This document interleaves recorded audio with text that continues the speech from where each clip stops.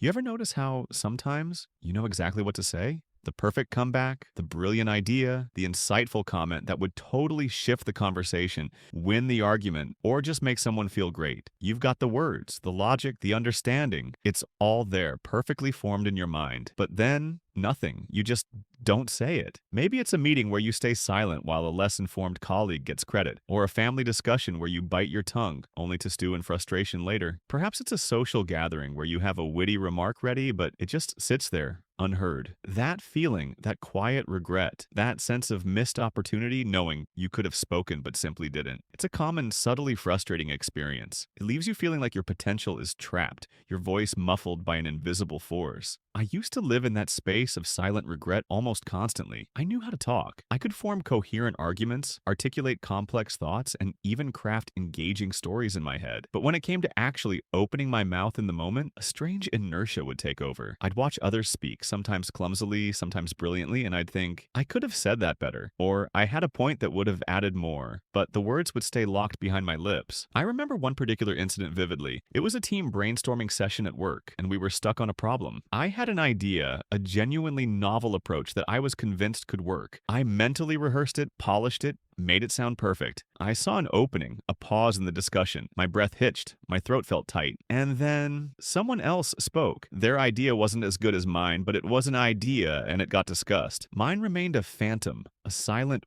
what if? I walked away from that meeting feeling intensely frustrated, not at them, but at myself. I wasn't confused about what to say, I was just lazy about saying it. I felt this internal resistance, a gravitational pull towards silence that was stronger than the desire to contribute. It was a bizarre paradox. I had the ability, but lacked the will in the moment of truth. This wasn't shyness exactly. It was a deeper, more insidious form of inaction. And it was robbing me of my voice, my impact, and frankly, my peace of mind. Here's the harsh truth: you're trading impact for effortless comfort. It sounds brutal, but it's real. It's not because you're inherently timid, or lack confidence in your ideas, or are socially awkward in a way that truly stops you. It's because in that split second, your brain's ancient wiring calculates the effort to reward ratio of speaking up. Think about it. Effort to speak. You have to organize thoughts, overcome potential self-consciousness, risk being wrong, risk being judged, risk being misunderstood, risk interrupting. Spend mental energy on delivery. Engage your vocal cords. Breathe differently. Reward of not speaking. You remain comfortable. Avoid risk. Avoid potential conflict. Stay safe. Avoid effort. For those of us who know how to talk, the mental preparation is easy. The execution is where the laziness hits. We convince ourselves it's not worth the effort, or someone else will say it, or it's too late now. We choose the path of least resistance. We prioritize the immediate comfort of silence over the potential impact of our words. This isn't about deep-seated fear in the way a phobia might be. It's often a subtle, chronic unwillingness to engage the small amount of energy required to bridge the gap between thought and spoken word. It's a habit of choosing inaction, cloaked in excuses, and that habit, while comfortable in the short term, silently erodes your confidence, your relationships, and your potential. People don't hear you, not because they can't, but because you've decided not to speak. You're letting the easy path win, time and time again. This realization hit me like a ton of bricks. My problem wasn't a lack of knowledge or social skills, it was a lack of action in the moment. So I started paying intense attention. I stopped blaming my personality and began dissecting my own behavior and observing others. I watched the people who seemed to effortlessly command attention, the ones whose quiet contributions always landed. They weren't always the loudest or the most charismatic, but they always spoke when it mattered. I studied real conversations, not in some academic vacuum, but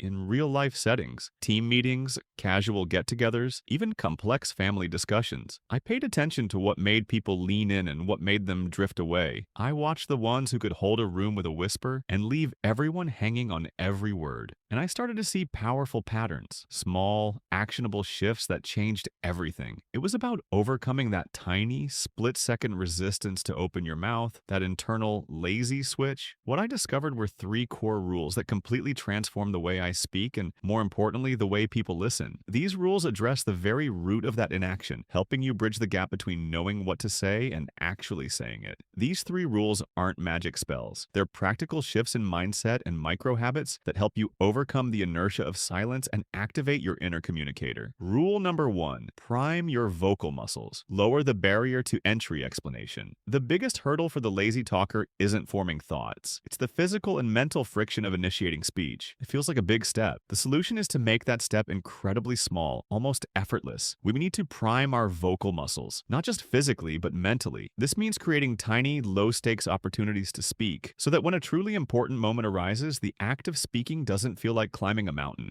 It feels like a natural continuation. Think of it like this. If you haven't run in months, starting with a marathon is impossible, but a short walk, totally doable. Your voice is the same. If it stays silent for long stretches, the energy required to activate it, to break that silence, feels immense. This is especially true in group settings or when someone else is dominating the conversation. The longer you wait, the harder it gets to jump in. This rule focuses on consciously lowering the activation energy for speaking. It's about changing your internal default from stay silent to engage. Example: instead of waiting for the perfect, profound insight to share, start by contributing small, almost trivial things. In a meeting, if someone asks for ideas, even if you have a grand one, start with a simple acknowledgement. That's an interesting point, or I agree with person's name. Or ask a simple, clarifying question. Could you tell us more about X? In a social setting, if you're feeling quiet, just make a small, positive comment about something in the room. This music is great, or I love this food. It's not about making groundbreaking points. It's about activating your voice, making it easier to speak the next time. Each small utterance reduces the perceived effort for the next. This primes your mental and physical vocal muscles for engagement. So when that brilliant idea does come, your throat doesn't tighten and your brain doesn't scream too much effort. The barrier to entry for speaking becomes almost non-existent because you've already broken the silence with low-stakes contributions. You're building momentum word by word,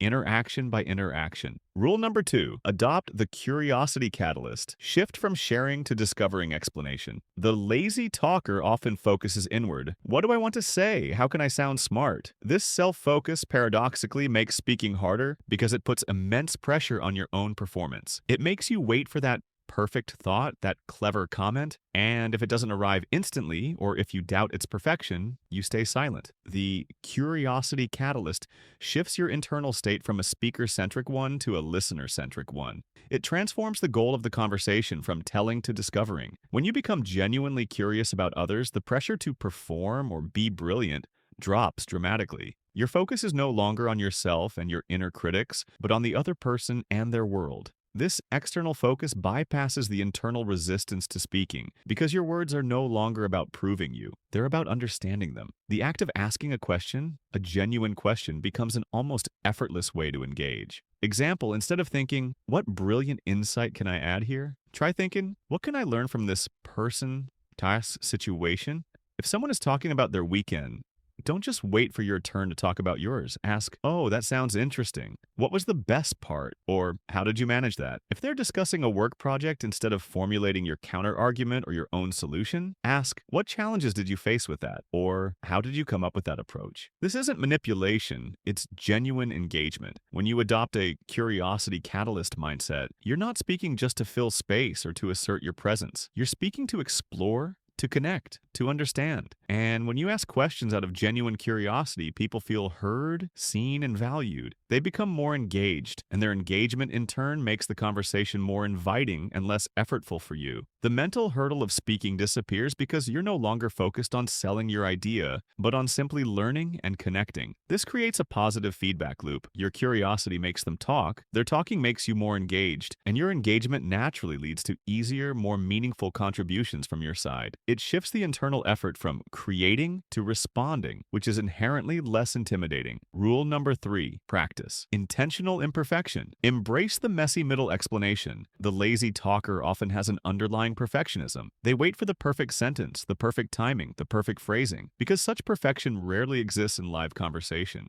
they default to silence. Intentional imperfection is about giving yourself permission to speak even when your words aren't perfectly polished, when your thought isn't fully formed, or when the timing feels a little off. It's about understanding that good enough is often better than perfectly silent. The true impact of your words often comes from their authenticity and timeliness, not their flawless delivery. Real conversations are messy, full of pauses, restarts, and less than perfect phrasing. That's what makes them human. The fear of not being perfect becomes a self-imposed barrier, a silent censor that robs you of your voice. This rule encourages you to embrace the messy middle of communication. Example: you have an idea in a meeting, but you're still working out the exact wording. Instead of staying silent and letting the moment pass, practice intentional imperfection. Say something like, I have a thought brewing on that. It's not fully formed yet, but I'm wondering if we could consider X, maybe even Y? Or, I might be off here, but what if? In a social conversation, if you have a story but you're worried you'll forget a detail or misremember a name, just start, something funny happened this morning. I can't quite recall the exact name of the street, but the key is to start speaking, to get the words out, even if they aren't perfect. People are far more forgiving of imperfect speech than they are of a consistent absence of voice. This practice also builds resilience. When you allow yourself to be imperfect, you learn that the world doesn't collapse if you stumble over a word or if your idea isn't universally embraced. You realize that the cost of imperfect speech is minimal, while the cost of silence, missed opportunities, regret, feelings of invisibility is significant. This shifts your internal calculation, making the risk of speaking seem far less daunting than the regret of staying quiet. It's about valuing authenticity and presence over an unattainable ideal of conversational perfection.